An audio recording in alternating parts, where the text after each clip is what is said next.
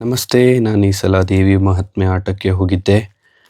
ಇಲ್ಲಿ ಶುರುವಿನಲ್ಲಿ ದುರ್ಗಾ ಪರಮೇಶ್ವರಿ ಅಮ್ಮನವರಿಗೆ ಚೌಕಿ ಪೂಜೆ ನಡೆಯುತ್ತೆ. ಅದಾದ ನಂತರ ನಾಟಕ ಶುರು ಆಯಿತು. ಇದರಲ್ಲಿ ಮಹಿಷಾಸುರ ಮರ್ದಿನಿ ನಾಟಕ ಪ್ರಾರಂಭವಾಗಿದೆ. ತಾವು ನೋಡ್ಬೋದು ಹೇಗೆ ದುರ್ಗಾ ಪರಮೇಶ್ವರಿ ಅಮ್ಮನವರು ಅಲಂಕೃತರಾಗಿದ್ದಾರೆ ಎಂದು. ಎಲ್ಲ ದೇವಾನುದೇವತೆಗಳು ತಮ್ಮ ಅಸ್ತ್ರಗಳನ್ನು ಕೊಟ್ಟು ದುರ್ಗಾ ಪರಮೇಶ್ವರಿ ಅಮ್ಮನವರಿಗೆ ಮಹಿಷಾಸುರನನ್ನು ಸಂಹರಿಸಲು ತಮ್ಮ ವಿಷಯವನ್ನು ಹೇಳುತ್ತಾರೆ. ದುರ್ಗಾ ಪರಮೇಶ್ವರಿ ಅಮ್ಮನವರು ಒಪ್ಪಿ ಮಹಿಷಾಸುರನನ್ನು ವಧೆ ಮಾಡಲು ಮುಂದುವರಿಯುತ್ತಾರೆ.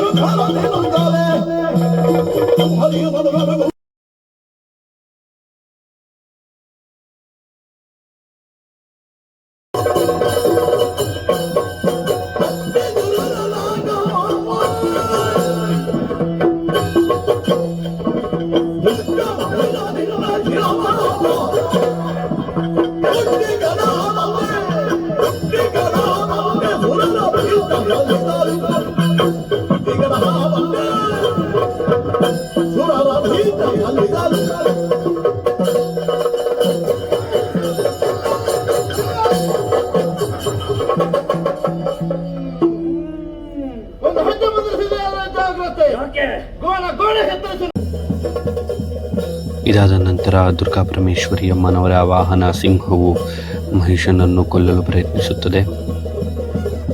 ಸಿಂಹ ಮತ್ತು ಮಹಿಷಾಸುರನ ಘೋರ ಕಾಳಗ ಎಷ್ಟು ಹೊತ್ತು ನಡೆದರೂ ಮಹಿಷಾಸುರನು ಕೊಲ್ಲಲಾಗದೆ ಆನಂತರ ಸ್ವತಃ ದುರ್ಗಾ ಪರಮೇಶ್ವರಿ ಅಮ್ಮನವರು ಕೊಲ್ಲಲು ಸನ್ನದ್ಧರಾಗುತ್ತಾರೆ.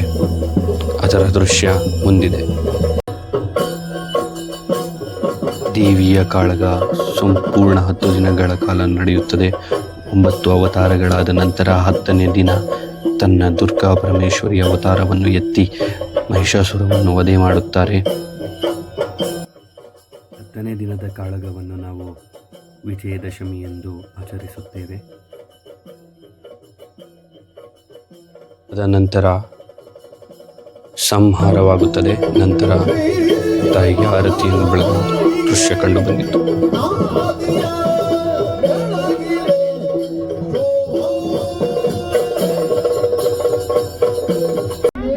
ಇದಾದ ನಂತರ 2ನೇ ಆಟ ಪ್ರಾರಂಭವಾಯಿತು. ಇದು ಶುಂಭ ನಿಶುಂಭನ ವಧೆಯ ಕಥೆಯಾಗಿದ್ದು, ದೇವಾನುದೇವತೆಗಳಿಗೆ ಆ ಶುಂಭ ನಿಶುಂಭವೆಂಬ ಅಸುರರ ಕಾಟ ಜಾಸ್ತಿಯಾಗಿ ತಾವು ದೇವಲೋಕದಲ್ಲೂ ವಾಸಿಸಲು ಕಷ್ಟವಾಗುತ್ತಿದೆ ಎಂದು ತಿಳಿಸಿದಾಗ ದುರ್ಗಾ ಪರಮೇಶ್ವರಿ ಅಮ್ಮನವರು ಅವರನ್ನು ಸಂಹರಿಸಲು ಒಂದು ಉಪಾಯವನ್ನು ಮಾಡುತ್ತಾರೆ. ಈ 2 ಚಂಡ ಮತ್ತು ಮುಂಡ ಇವೆರಡು ರಾಕ್ಷಸರ ಒಂದು ನೃತ್ಯ ನೋಡ್ಬೋದು. ಇವರಿಬ್ಬರೂ ಸಹ ಶುಂಭ ಮತ್ತು ನಿಶುಂಭರ ಕೆಳಗೆ ಇರುತ್ತಾರೆ. ಅವರು ಹೇಳಿದ ಆಜ್ಞೆಯನ್ನು ಪಾಲಿಸುತ್ತಿರುತ್ತಾರೆ.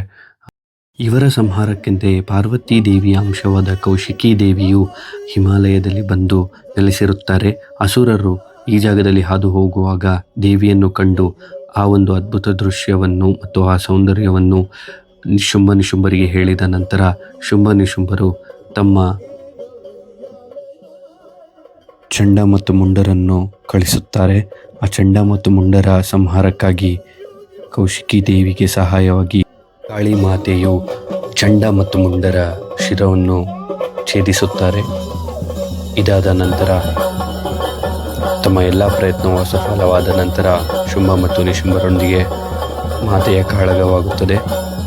ಕಾಳಗದ ದೃಶ್ಯವನ್ನು ನಾವು ಈಗಾಗಲೇ ನೋಡಬಹುದು.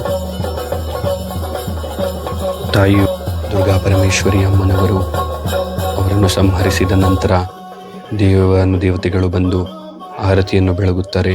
ಹೀಗೆ ತಾಯಿಯು ಲೋಕವನ್ನು ರಕ್ಷಿಸುತ್ತಾಳೆ. ಧನ್ಯವಾದಗಳು.